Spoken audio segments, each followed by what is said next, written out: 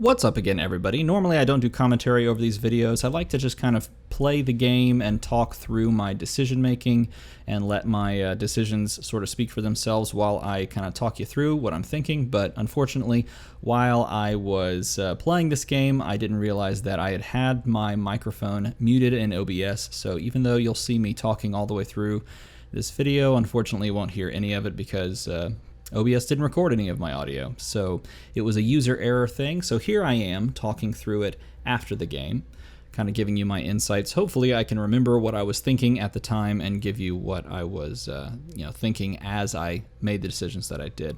So this is round 5 of the Keyforge online team event. I've played 4 games before this. I've played 2 Archon format games, meaning you just pick the deck that you're going to play and you play it against your opponent's picked deck. And then I've played 2 Reversal, meaning I give my deck to the opponent and I take their deck, and then we play a game with each other's decks, and whoever wins, wins. In those 4 rounds, I am 4-0 because I think the deck that I'm playing is really a little bit tricky to play. Has a lot of really sort of obtuse combos that can be very powerful if you mulligan right, if you play them right, if you know what your outs are. And so I've done pretty well with it so far, but I am up against a really good player with a very good deck, and this is an SAS, I think it's an 81 now, SAS 81 deck. There's like no bad cards in the deck, and it's very, very intimidating to play against because the deck is just insane. So here we are on 6 cards, deciding if we want to keep this or mulligan this. We have a 2-2-2, and none of the cards here are very synergistic with themselves. The best thing that we can see there is the Breaker Hill and the Umbra combo, but playing those 2 cards doesn't really do a ton. We kind of want to play 3 cards on a turn, on our first turn if we can, especially because we are going first. And so we mulligan it away. You probably could have kept that 2-2-2 if you were desperate. But I think this 5-card hand is actually a little bit better because we have the chance with that punctuated equilibrium to cycle our hand, and hopefully we can get some of his stuff out of his hand. Hopefully it's some good stuff because there's a ton of control pieces in his deck that we really worry about. So I think we play the Untamed line here and play down the Bramble Links and the Tantadlin, and then we hope that when we use punctuated equilibrium that we can get a nice 6-card hand with a bunch more Untamed, and it looks like we got absolutely none of that. Which is unfortunate. We noticed that our opponent started with sloppy lab work, so he archived and discarded a card, and then looking at his discards, he ended up discarding some really, really good stuff for us, some bad stuff for him to lose, which is good. It's a good start. We're going to need stuff like that to happen if we want to pick up the win and go to 5-0. So passing on over to our opponent, we know we discarded like a Restringuntus, we discarded, I think, a Flame Wreathed and a couple of other pretty decent little control pieces. We have, in our hand, a pretty good 3-3 split. Like, we could either go the Logos route and steal 2 with the 2 action cards, or we can play Dr. Millie if he goes wide, or we can just stick with an easy kind of tempo play of steal 1 with Ronnie Wristlocks, play the Yangtze Gang, threatening to steal more, and then hopefully if he plays something, we can then use the Pestering Blow to enrage something he might want to reap with. So he plays Untamed, and then he Lost in the Woods, and then he plays, unfortunately, he plays a Hunting Witch and a Dust Pixie, which is really, really good. So we're at 0 amber, he's at 5 amber. And because he was able to shuffle our board away, we have no answer to that Hunting Witch. Absolutely 0 things in our hand can deal with it, which is really, really painful. That's a really bad sort of pull for us on our side of things. Great for him. That's a really, really good stick because he may not know that we can't deal with it. There's a few things in our deck that can deal with that in a fast way, but really we do need the board in order to deal with threats like that are going to give him major amber bonuses. So really our best play here is to play down the Ronnie Wristlocks to steal, the Yangtze Gang to threaten more steal, and hopefully use either of those creatures next turn to remove the Hunting Witch or draw into some form of removal. And then the question becomes, do we play the Pestering Blow on the Hunting Witch, or do we play the Pestering Blow on the Dust Pixie? It kills the Dust Pixie, but it doesn't kill the Hunting Witch, it only enrages it. So we have to decide whether or not we want to allow him to never be able to reap with that Hunting Witch, or just to kill a one power creature. We end up killing the one power creature, which I think is the right play, because even if we enrage the Hunting Witch, we're always going to be trying to kill that as soon as possible. So whether it's enraged or not doesn't really matter. Better to remove potentially 1 amber if he chooses Untamed and Reaps. Looks like he chooses Dis, plays the Guardian Demon. Then he plays the Lomir Flame Fist, which is a Maverick in his deck on the Dis side, which is great control that he's used sort of in a tempo manner. And then he plays Control the Weak, and this is absolutely painful. He controls the weak and says we have to name Untamed, of which we have 0 cards in play and 0 cards in hand. So we immediately just pass our turn to him. He forges a key, and we are out of luck. So we, again, can't remove the Hunting Witch. So he has yet another turn with that Hunting Witch stuck to the board. And we just, this is a really bad spot for us. Let's just put it that way. He's a key up. We only have 2 amber. Now this deck can steal a ton. And if you see, we have the ability to steal 1 on board with a Yangtze Gang. And then we can try to organize some sort of a Breaker Hill, Mug, Shadow Council board to try and set up some constant steal threats. It's unfortunate that we can't really put Breaker Hill and the Shadow Council in fortuitous locations to try and take advantage of their abilities, because we can't really get Shadow Council there into this center. He plays Mother, Valen Analyst, and I forget the name of that. I think it's Spectral Tunneler, but gains more amber in the process because that Hunting Witch is stuck. That Hunting Witch needs to die, so playing Shadows is the only play here. The question is, do we want to kill the Valen Analyst as well? Because we can always trade in the Ronnie Wristlocks to kill the Valen Analyst if we want to. We're going to play the Mug most likely to kill the Hunting Witch. The question is, do we want to... Are we threatened enough by the Valen Analyst, him using Spectral Tunneler and gaining amber? Or would we prefer to set a Breaker Hill maybe on that side and use it to steal? The Mug, I think, always goes to the Hunting Witch. Then we steal with the Yangtze Gang on the action. Then we have a decision. We can reap, we can steal, or we can fight with the Ronnie Wristlock. And fighting would entail us putting Breaker Hill on the left so that Ronnie Wristlocks gains the ability to steal thanks to Breaker. So I think our best play would be to Mug and then play... So there's the Mug. We kill the Hunting Witch. Then play Breaker on the left, steal 1 from him, steal another 1 from him, and then play and threaten the Shadow Council going forward. Shadow Council on the right.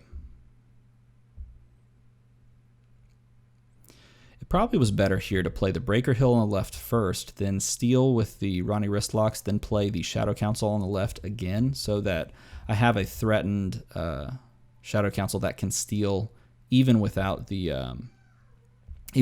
card being in the center of the battle line. That was a better play. Yeah, it looks like I just realized that as well. Putting it on that side would have been better. The things you see when you watch a game back. It's so good to record yourself playing a game and then watching back and seeing your decisions and seeing your slight errors or improve your play in certain ways. So he's at 2 and we are at 5. We still haven't forged a key. He has 1 key. Depending on what he does, this would be a pretty solid board for us to maintain and try to use to steal stuff going forward. We do have Inky Gloom, which forces him to play things that don't involve reaping. So if we play Inky Gloom and use the board, then maybe we claw our way back into this game. This deck that we're playing has a ton of like steal mechanics if we can stick them to the board. Not to mention another Ronnie Wristlocks. The 2 information exchanges in our hand are all steals as well. We have Low Dawn in the hand, which gives us an amber, and if we can get more untamed creatures into the discard pile, then it actually gains us 2 from the ability. So we could possibly do that in a few turns. I think our next best play, if we don't go Shadows next turn, depending on what he does, would be to use the 3 cards of Logos. His board here is pretty decent in the fact that it's drawing him cards and it possibly gives him more amber using the Spectral Tunneler. So maybe he doesn't want to blow it up. He has Hysteria in his deck, and he has a Gateway to Dis. So he does have board wipe potential. So let's see what he chooses to play here. He chooses to play Gongoozle on the Dis side, dealing 2 to Yanxi Gang. Then he uses Mind Barb to get rid of the Dr. Millie in our hand, dropping us to 4. The Gongoozle discarded one of our other cards. Looks like it discarded the Pampaka Anga. I think he fights, or he either fights or reaps. I think he reaped with the Guardian Demon, then dealt 2 damage to Breaker Hill. So he removes Breaker Hill. So it ended up not mattering putting the Shadow Council on the far left next to Breaker Hill because he had the removal on the board anyway. Still, in a situation like that where they don't have removal, it's better to play the Shadow Council in the way that we talked about earlier. It's going to reap with Lomir, leaving all this on the board, so that probably means he's going to do something. Yeah, and he ends up blowing it up with Gateway to Dis. So our play here, getting him off a key is the only thing we really can do. Plus it sets us up for our own key, and we know he doesn't have a way to get us off a key because he's already used his Lomir, and that was his only amber control or key control that is fast. He does have a oh, what is that discard that like breaks your key? Why did I blank on that name? He plays a Time Traveler. Earlier when we used the Equilibrium, the punctuated Equilibrium on turn 1, we discarded his Help from Future Self, so he wasn't able to play a Time Traveler Help from Future Self start. Plays a Phase Shift after drawing 2. See what he plays off the Phase Shift. Plays down a Ritual of Balance. This is another way that he can keep us off keys, but he can't use it this turn, which means we get a key, which is nice. Plays the Spectral Tunneler for no effect, just to use it.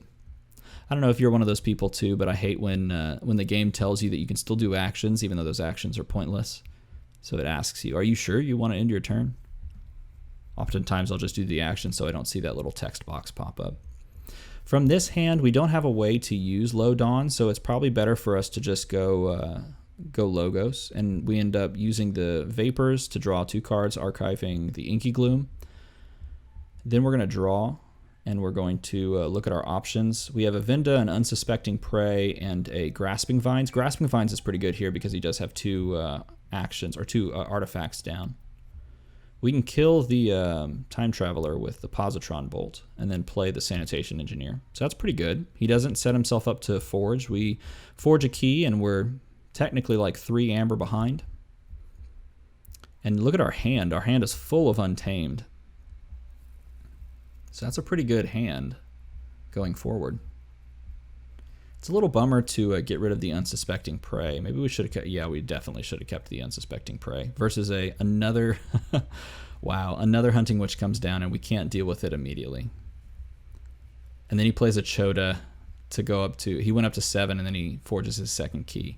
Yeah, an Unsuspecting Prey was probably the right call. Maybe we didn't need to worry about putting the artifacts back in his hand so much, and having something that just dealt 2 is just better.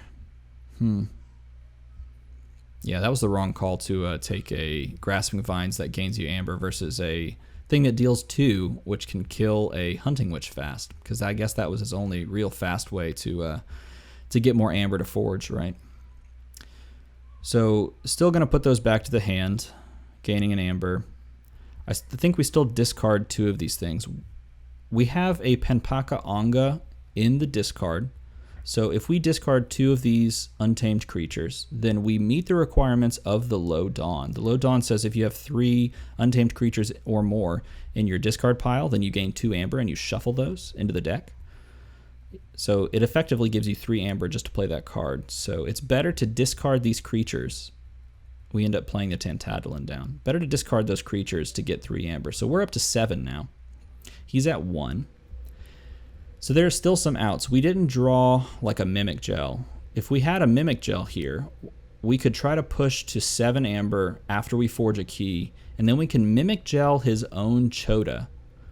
We could also try to like Mimic Gel his Hunting Witch But we didn't draw that, so we have to survive like another turn to try and draw into that. We're only down to 7 cards in the deck, of which is like a Mimic Gel and another Ronnie Wristlocks. So if somehow he doesn't get to 6 Amber this turn, which is pretty easy to do, he goes Spectral Tunneler. Oh, he takes a Harland Mindlock and takes our Igor.